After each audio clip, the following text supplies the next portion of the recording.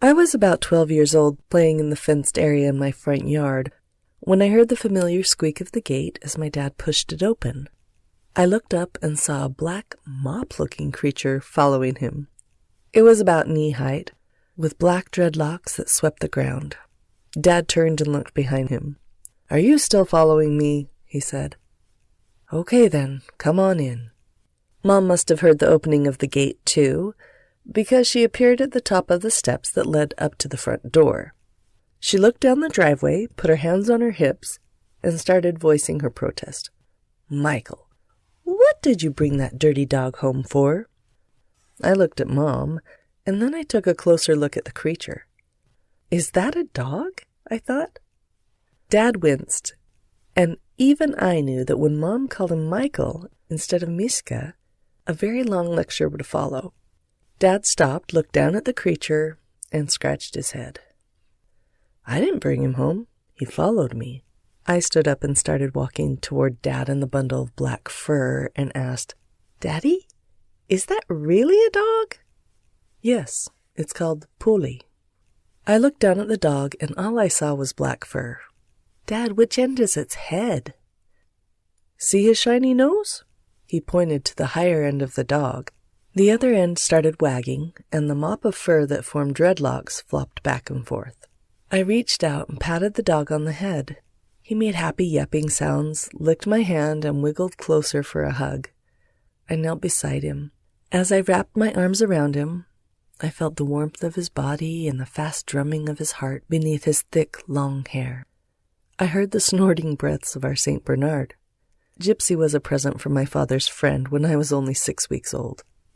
Growing up, we were inseparable. Gypsy was my babysitter, protector, teacher of patience and friendship. He reached down and sniffed the strange dog's mouth and then his butt. The short dog cowered. Well, compared to a St. Bernard, most dogs seem small. But when Gypsy gave him a throaty rumble, which was his way of greeting, the newcomer perked up. I looked up. "Dad, he's so soft and cuddly, and Gypsy likes him too. Can we keep him?" My father scratched his balding head and gave a sheepish look to my mother. "I hope we can." My heart sank in my chest. I glanced at my mom anxiously, knowing how strict she was, and that she always had the final word in any decision. She frowned. "We don't know where he came from, and perhaps his master is looking for him." "Please, Mom, pretty please. I've never seen a dog like this, and he's so friendly. Can we keep him, please?" As if the dog knew that his fate was being decided, he walked up to my mom and sat in front of her. My mom reached down and patted him on the head. Then she felt his body with both hands. "Miska, this poor dog is skin and bone under this mop of hair. He must be starving." Not even waiting for Dad's answer, she turned and hurried inside. Dad gave me a conspirator's wink. "I think we'll keep him."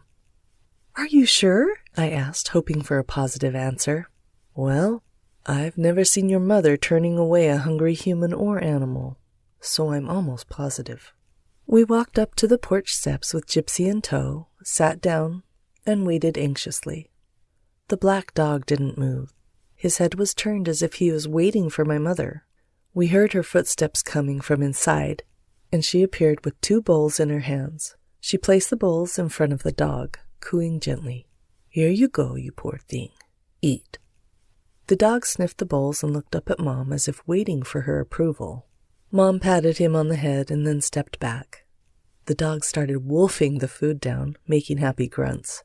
After he licked the bowl clean, he reached up and licked my mom's hand, as if to say, "Thank you." Mom, her eyes misting over, turned to me and my dad. "Okay, we can keep him, but—" She lifted her hand and pointed at us in turn. "Miska, you will take him to the veterinarian tomorrow. And you, honey, make flyers and post them in the neighborhood. If someone claims him, he goes home." We did as we were told and waited anxiously for days. After a week, nobody called claiming the dog, so we had him registered as ours at the vet's office. We named him Mop. The vet smiled at the name and gave the dog a clean bill of health. Mop was happy and playful, keeping me busy with fetch and tug-of-war games. He tried to engage Gypsy in the play too, but the St. Bernard gave him a short bark and turned his back on the excitedly jumping small dog. Gypsy preferred being left alone, so he chased the agile dog away from his territory in the upper corner of the yard. Mop went on chasing sparrows and the occasional brave squirrels that visited the yard and got into barking matches with other dogs in the neighborhood. As the weeks went by, we noticed that Mop played a bit less every day. He started sitting by the fence most of the time, looking at the chickens, ducks, geese, and pigs going about their business in the backyard. He barked at the birds and ran up and down by the fence, but when he realized that the birds didn't pay attention to him, he just sat there looking sad. One morning we found Mop inside the backyard. He dug a hole under the fence and snuck in. My dad was laughing. Now look at that. He's herding the animals in there. Indeed, we saw the chickens in a separate group in one corner of the yard, the ducks with the geese in the other corner, and the 3 pigs by the back gate. As soon as one bird tried to move from their appointed corner, Mop ran over and drove the bird back to its group with barks and little nips at its tail. The chickens, ducks, and geese protested loudly about the restriction of their freedom, but Mop looked happy, wagging his tail and looking at Mom for approval. The birds seemed to be traumatized by the experience, and when Mop nipped at the small pig that dared to move from its corner, Dad went into the pen, grabbed Mop by his hair, and led him back to the front yard. He then repaired the fence. It took some time for the birds to calm down, but they soon returned to their normal routine of searching for bugs in the grass.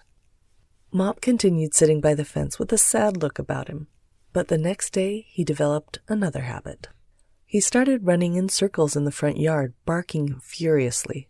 I tried to engage him in play, but he ignored me. Gypsy gave him disapproving looks, and he seemed to be disturbed by Mop's behavior. So were the dogs in the neighborhood. A few days later, Mom said to my dad, "Miska, this dog has been unhappy and bored for weeks. He needs a job. Nancy told me that Paul had lost his herding dog a week ago. Ask him if he would give Mop a try." Dad looked at her. "That's a great idea. I'll call him right now." I started crying. "Please don't send him away."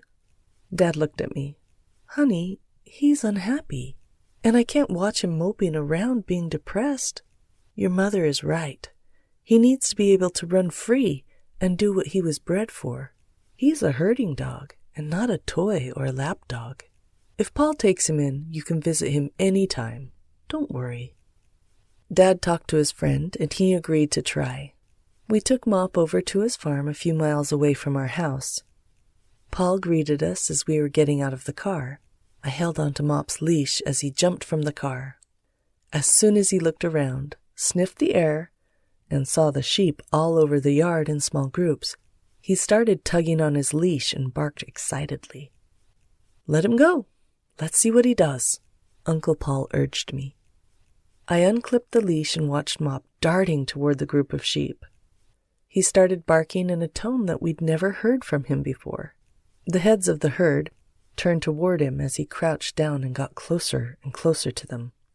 Soon he started running in circles around the animals, herding them into one large group.